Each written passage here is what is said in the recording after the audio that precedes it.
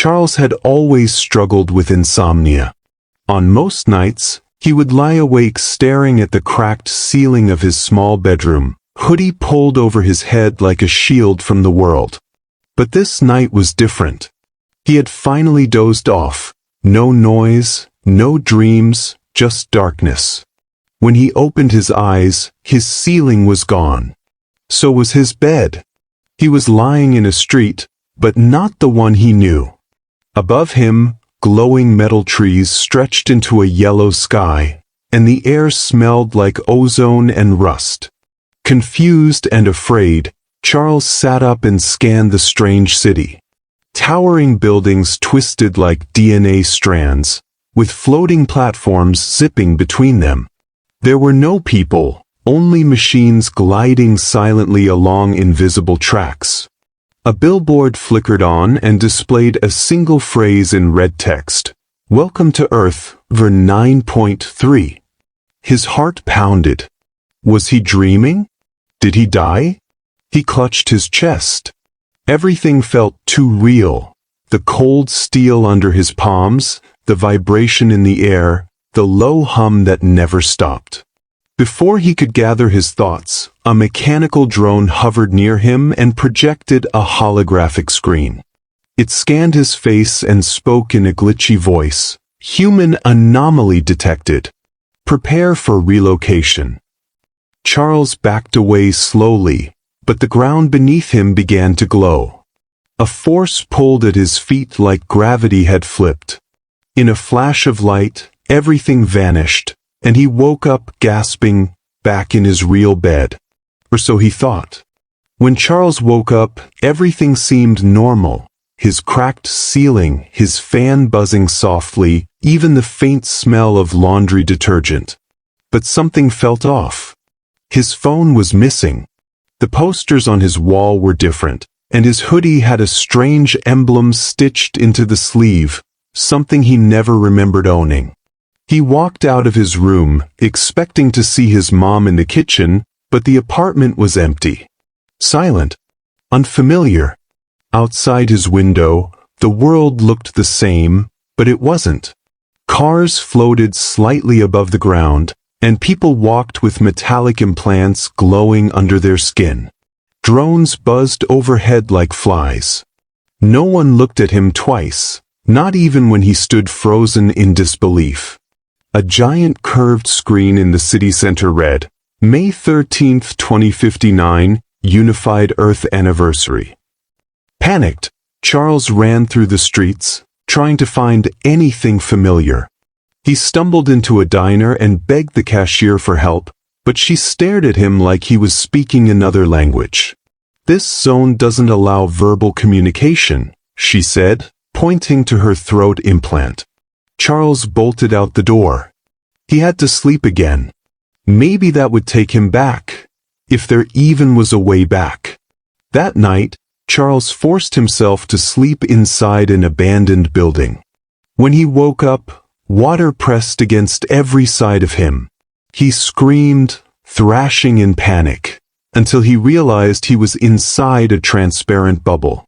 All around him were glowing aquatic cities with domed structures, strange blue fish swimming through glass tunnels, and currents flowing like wind between alien towers. He was inside a civilization that had adapted beneath the ocean. Giant jellyfish pulsed as public transport. People, if they were people, floated past in fluid-like suits, their faces unreadable behind masks. A passing being tapped the edge of his bubble and said, "Another surface sleeper. Rare." Then drifted off into the abyss. Charles curled up, trembling. This wasn't sleepwalking anymore. This was something else. A control panel blinked inside his dome. "This habitat will collapse in 6 minutes. Please sleep to avoid relocation trauma." Charles slammed the panel in frustration, but the walls began to crack like ice. Without another option, he lay down and closed his eyes, praying he'd wake up somewhere with sky. This time when Charles opened his eyes, he was in a house, one that looked just like his childhood home. Relief rushed through him until he saw the family portrait on the wall. Everyone had his face. Single. His mother, sister, and even the dog shared variations of his features. It was as if someone had copied him and pasted him into every role.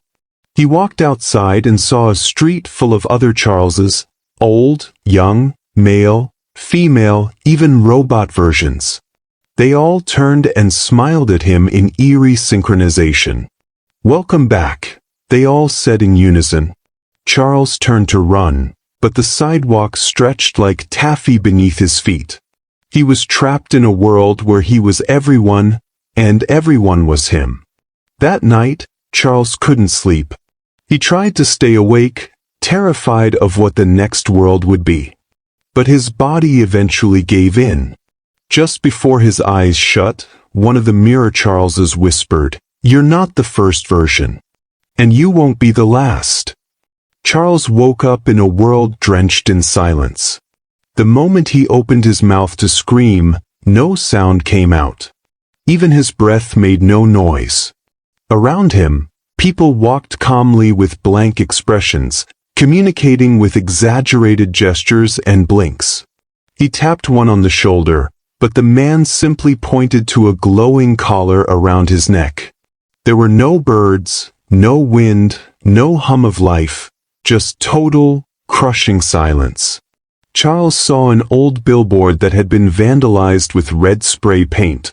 "They stole our voices to silence the truth."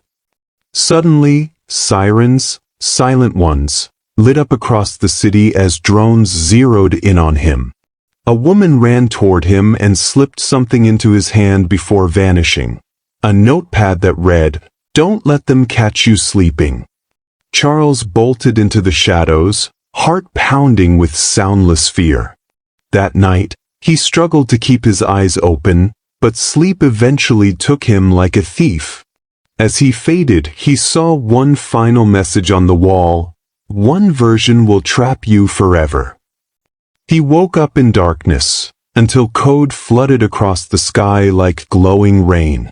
Everything around him was digitized. Trees looked pixelated, buildings flickered like old VHS tapes, and people froze mid-step like broken NPCs. He was inside a simulation. Charles ran to a mirror and saw his face glitching. His reflection flickered between himself and nothing. His body started desensing from the world. A countdown appeared above his head. Error detected. Realign or terminate. 59, 58. A figure made of shifting code appeared beside him. "You don't belong here," it said. "Sleep before they find you. This version collapses on contact." Charles didn't ask questions. He dropped to the ground and shut his eyes, counting backward with the timer. When Charles opened his eyes, he felt heat. Two blazing suns hovered in the sky, casting long, harsh shadows. The world around him looked scorched. Trees had no leaves, lakes were dry craters, and buildings melted at the edges. People lived underground, and their eyes glowed from decades without sunlight. A group of sunblind survivors dragged him into a shelter, speaking in harsh tones. "You're a sky sleeper," one said. "They'll follow you here." Charles had no idea who they were until the roof exploded, revealing flying drones shaped like spiders. "They track your shifts," someone screamed. "You're the breach." As chaos erupted, Charles was shoved into a metal pod. "Sleep," they told him. "It's the only way to hide." The pod filled with gas. Everything went black. Charles awoke in his own bed again. Or so he thought. The streets were empty.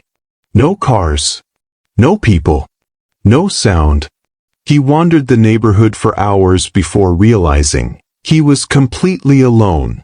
Every house was open. Every store abandoned. Every screen frozen on a news headline. "The sleepwalker has come." He started talking to himself just to hear sound. He even saw graffiti that read, "You're the reason we're gone." It felt like a world that had waited just for him, and no one else. At sunset, every light in the city turned off simultaneously. Then came the whisper. Not from a person, but from the sky itself. "Go to sleep, Charles." He fell to his knees, eyes stinging with tears. "Why me?" he begged. The whisper returned, "Because you're still dreaming." This time, Charles awoke in a room of mirrors. But they didn't reflect his movements. Each mirror showed a version of him doing something else. Laughing, crying, sleeping, even one lying lifeless. Every mirror had a label, version 3.7, version 11.1, version unknown. A robotic voice echoed through the room. "Select a version to remain in." Charles backed away. "No. I want out." But there was no out. Only versions. One mirror showed a peaceful home with his mom. Another showed him rich and powerful. Another showed him trapped forever, staring back at himself with empty eyes. Suddenly, one of the mirrors cracked, and a hand reached through, trying to drag him in. He screamed, fighting it off. "Sleep," the voice commanded. "Reject selection and you will be forcibly reassigned." He collapsed, exhausted. The world blurred once again. Charles awoke in his own room again, but this time, everything felt too real. The smell of breakfast wafted in from the kitchen. His hoodie was folded neatly on the chair. His cracked ceiling was exactly how he remembered it. His mom's voice called, "Charles, you up?" For a moment he truly believed the nightmare was over.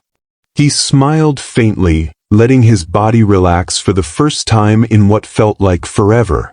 But something gnawed at the back of his mind. When he turned on the TV, the anchor on the morning news looked directly into the camera and said, "Charles, if you're watching this, don't fall asleep again." The screen cut to static. He froze. Slowly, he looked at the dark reflection in the TV screen, only to see himself smiling back. And then, his reflection winked. Heart racing, Charles backed away. He didn't sleep that night. He tried everything, coffee, music, even pain. But his body gave in. His final thought before his eyes closed: what if there's no such thing as the real world anymore? And as sleep took him once more, the lights in his room blinked out, one by one, until there was nothing left but silence.